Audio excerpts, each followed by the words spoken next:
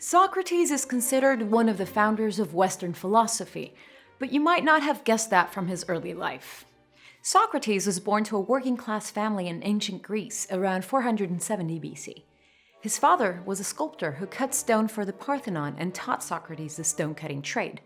As an adult, Socrates worked as a stonemason, as well as serving in the military during 3 campaigns.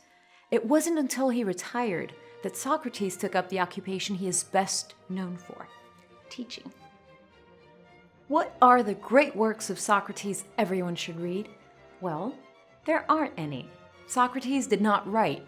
What we know of Socrates comes from the works of his students, Plato and Xenophon, as well as the playwright Aristophanes, who was a contemporary of Socrates. This is sometimes referred to as the Socrates problem. We know about Socrates only through second-hand accounts. The Socrates problem is compounded by the nature of the writing from this time. There is very little of what we would consider histories written during the classic era. Rather, they are mostly dramatized works, plays, and philosophical dialogues. For instance, in Aristophanes' play, The Clouds, Socrates is depicted as a swindler who teaches his students clever acts of deception. But that was a satirical comedy, so should we believe that depiction? Plato said the play was slanderous. By contrast, Plato's and Xenophon's works presented a kinder portrayal of Socrates' character, but even their accounts differ in many particulars. We are left to piece together what the man was like, finding common ground in the various depictions. Socrates' reputation as a towering intellect began when one of his followers made a pilgrimage to the Oracle of Delphi. This was a priestess at the temple of Apollo who served as a medium through which the god of Apollo spoke. People traveled from all over Europe to hear her prophecies. The oracle proclaimed no one was wiser than Socrates. When Socrates heard this statement, he took it to be a puzzle. He set out to find who was the wisest man. He interviewed the people of Athens who were most admired for their wisdom: teachers, politicians, artists. But he concluded that they all had a fatal flaw. These men all believed they knew a great deal, but were ignorant of what they did not know. Socrates said that he was as ignorant as any other man, with the very slight advantage that he at least knew he was ignorant. And in that way, he was the wisest of an entire population of ignorant people. Socrates said, "What I do not know, I do not think I know." This is referred to as the Socrates Paradox.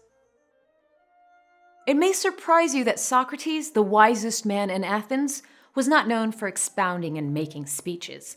Rather, he would ask questions, question after question, to pin down what did someone actually know. Often, logical inconsistencies in the answers would point out faulty lines of reason. In this way, both the teacher and student were led to knowledge. This was a new form of discourse that came to be known as the Socratic Method.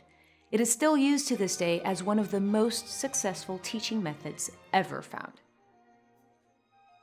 Sadly, this habit of pointing out people's mistakes in reasoning may have won Socrates few friends in Athens. It didn't help matters that he was also unappealing in appearance. In Plato's Symposium, Socrates is described as quite unattractive, short and stocky, with bulging, staring eyes. He was said to have odd religious views as well.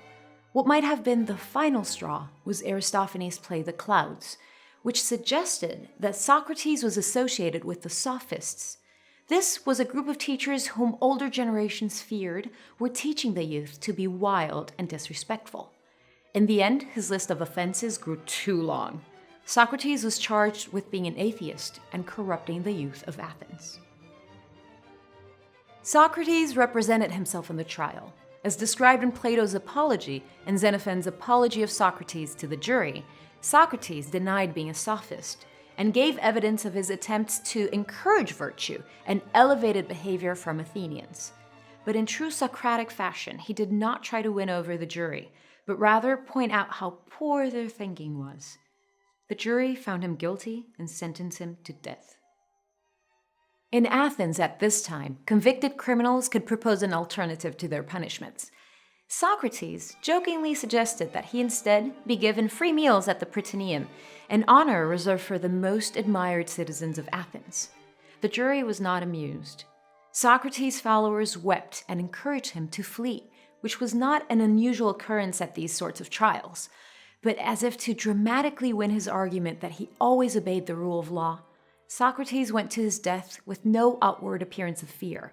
He willingly drank the cup of deadly hemlock that was the means of his execution. He was 70 years old. Athens had put to death the man Plato called the wisest and most just of all men. Socrates the man may have died, but his ideas lived on through his disciples. The writings of Plato and Xenophon brought their teacher back to the world. Socrates' philosophy continued to be studied through the Middle Ages and reached a new peak during the Renaissance. To this day, the Socratic Method is used by teachers everywhere to find out what you know and what you don't know. For our part, we strive to honor his memory at Socratica.